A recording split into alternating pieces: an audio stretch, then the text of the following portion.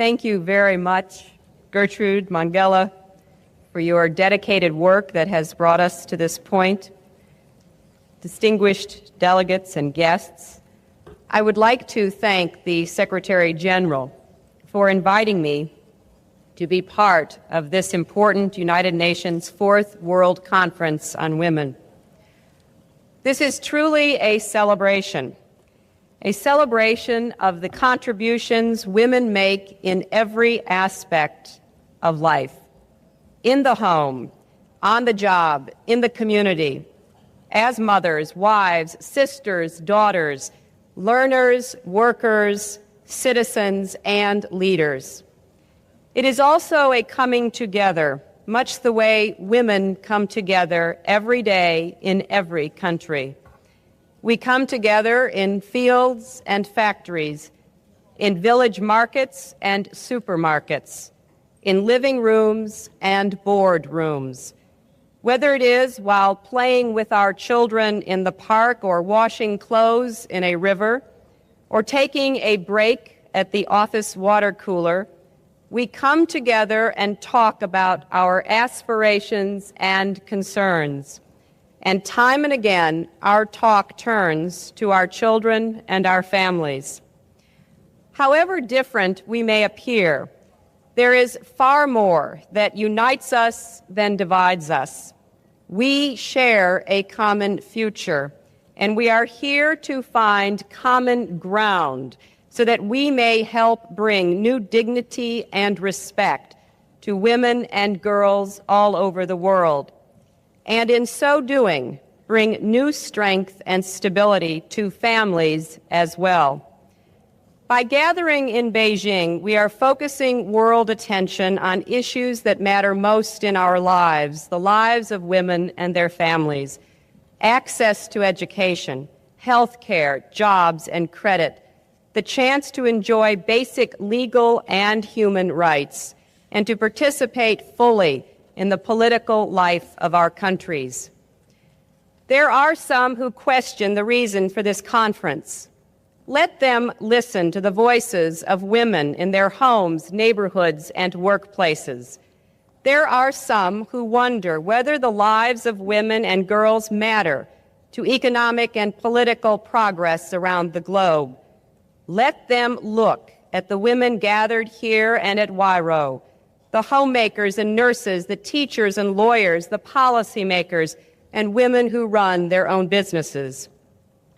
It is conferences like this that compel governments and peoples everywhere to listen, look, and face the world's most pressing problems. Wasn't it, after all, after the Women's Conference in Nairobi 10 years ago, that the world focused for the first time on the crisis of domestic violence?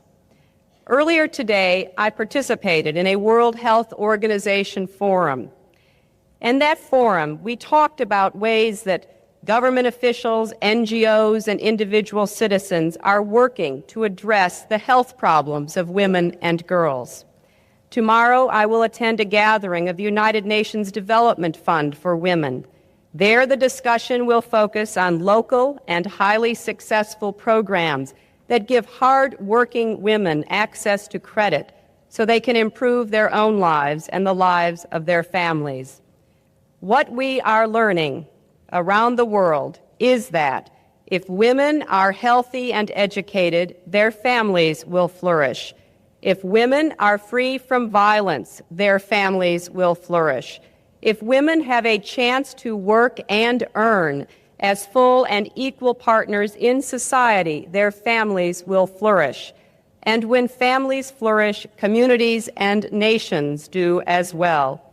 That is why every woman, every man, every child, every family, and every nation on this planet does have a stake in the discussion that takes place here. Over the past 25 years, I have worked persistently on issues relating to women, children, and families.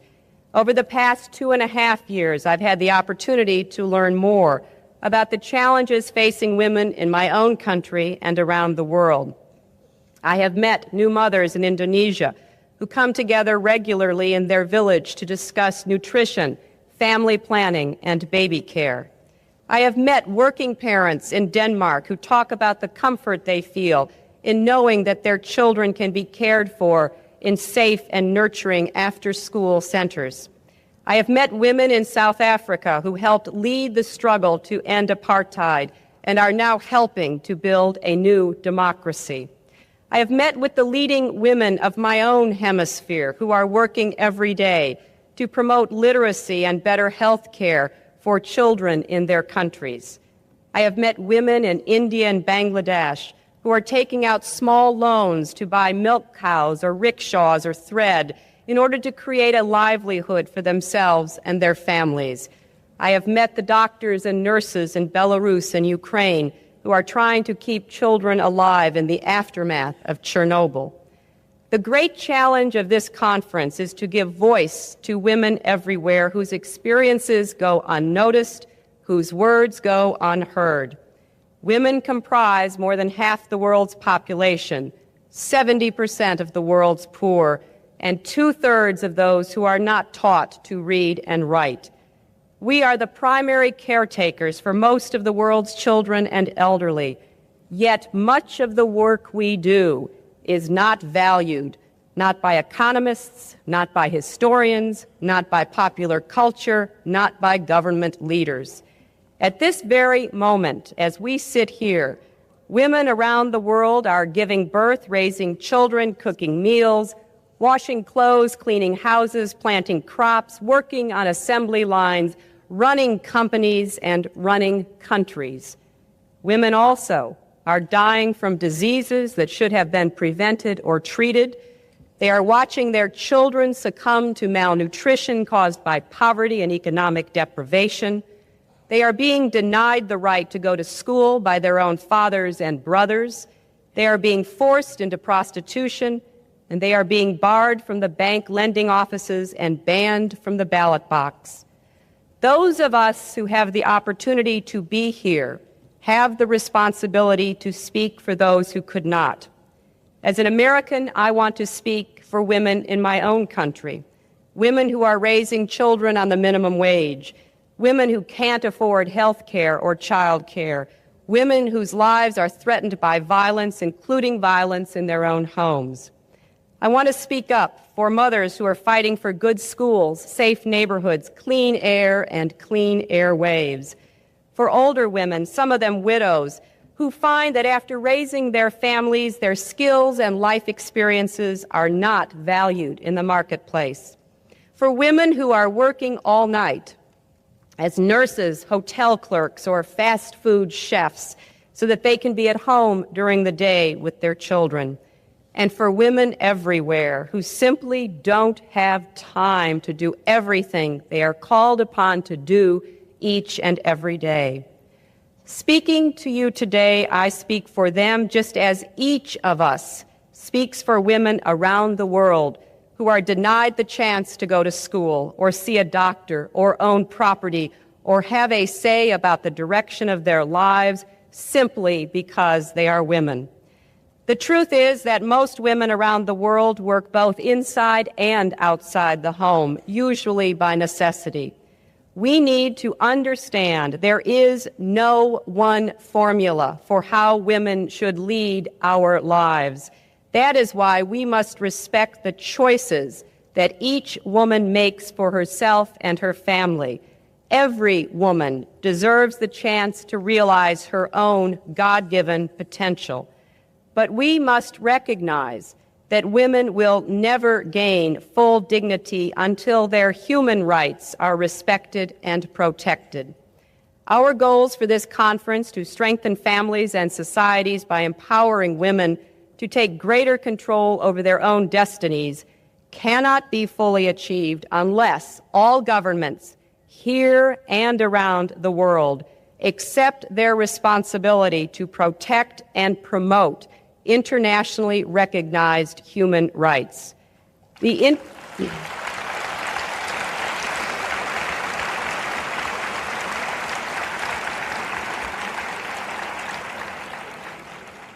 international community has long acknowledged and recently reaffirmed at Vienna that both women and men are entitled to a range of protections and personal freedoms, from the right of personal security to the right to determine freely the number and spacing of the children they bear. No one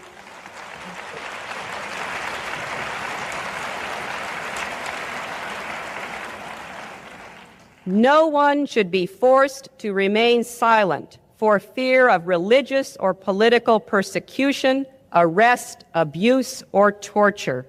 Tragically, women are most often the ones whose human rights are violated. Even now, in the late 20th century, the rape of women continues to be used as an instrument of armed conflict. Women and children make up a large majority of the world's refugees. And when women are excluded from the political process, they become even more vulnerable to abuse. I believe that now, on the eve of a new millennium, it is time to break the silence. It is time for us to say here in Beijing, and for the world to hear, that it is no longer acceptable to discuss women's rights as separate from human rights.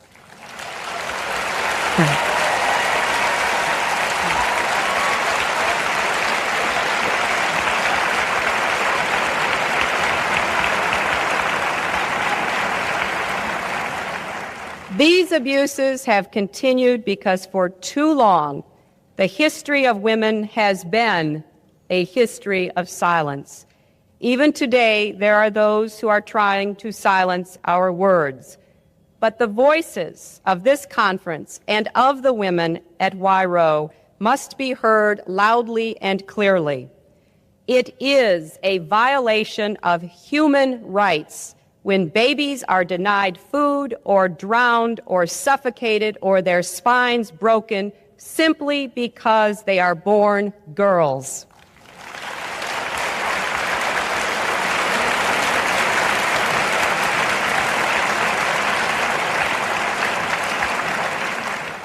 It is a violation of human rights when women and girls are sold into the slavery of prostitution for human greed, and the kinds of reasons that are used to justify this practice should no longer be tolerated.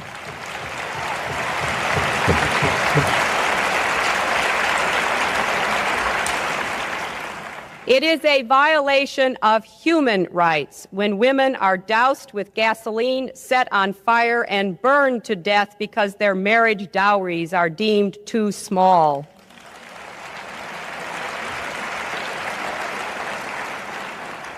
It is a violation of human rights when individual women are raped in their own communities and when thousands of women are subjected to rape as a tactic or prize of war.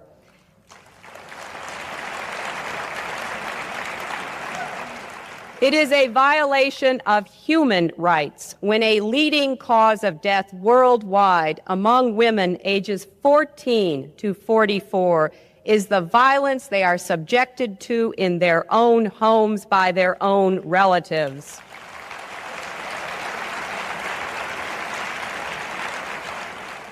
It is a violation of human rights when young girls are brutalized by the painful and degrading practice of genital mutilation.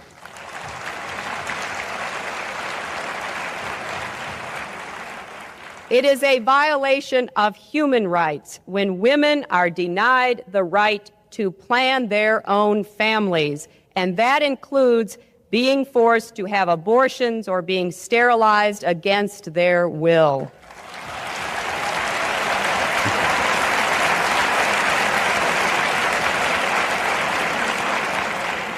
If there is one message that echoes forth from this conference, let it be that human rights are women's rights and women's rights are human rights once and for all.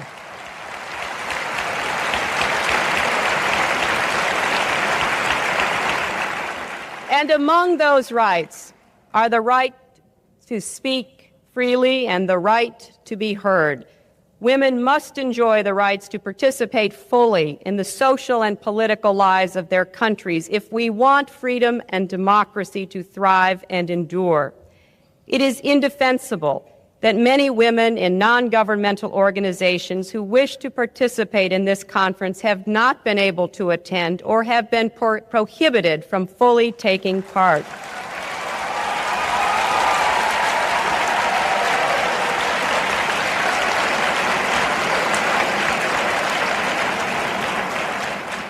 Let me be clear. Freedom means the right of people to assemble, organize, and debate openly. It means respecting the views of those who may disagree with the views of their governments. It means not taking citizens away from their loved ones and jailing them, mistreating them, or denying them their freedom or dignity because of the peaceful expression of their ideas and opinions.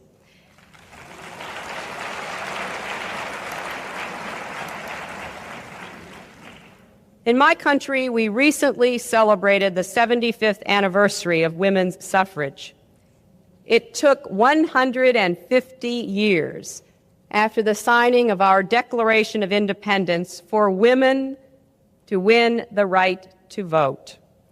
It took 72 years of organized struggle before that happened on the part of many courageous women and men.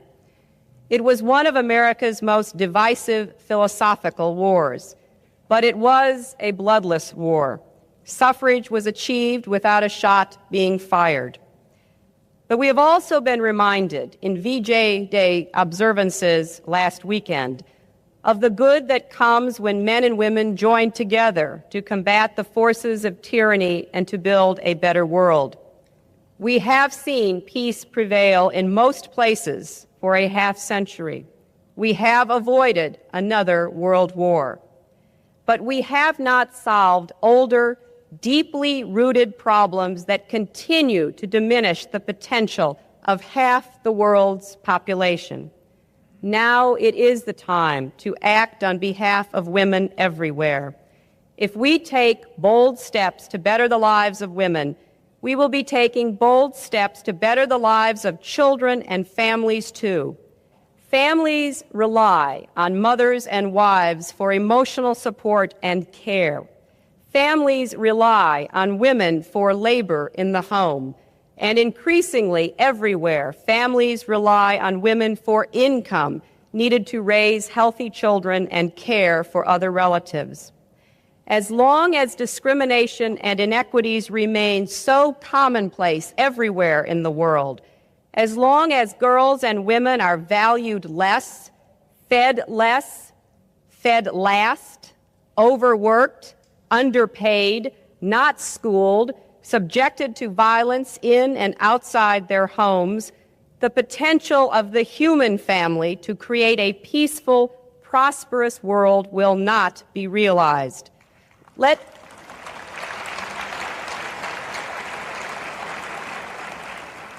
this conference be our and the world's call to action. Let us heed that call so we can create a world in which every woman is treated with respect and dignity. Every boy and girl is loved and cared for equally. And every family has the hope of a strong and stable future. That is the work before you.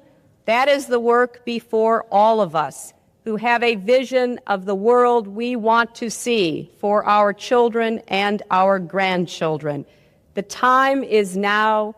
We must move beyond rhetoric. We must move beyond recognition of problems to working together to have the common efforts to build that common ground we hope to see. God's blessings on you, your work, and all who will benefit from it. Godspeed, and thank you very much.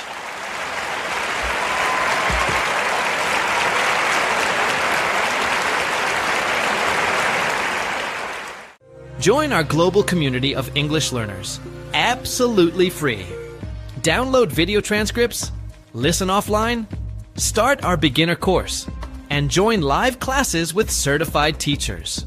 Access over 1,000 resources to improve your English faster. Everything's in one place. Community.englishspeeches.ca. Let's speak English together.